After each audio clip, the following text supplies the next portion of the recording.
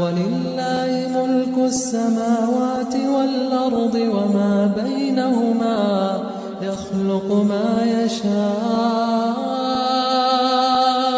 والله على كل شيء قدير.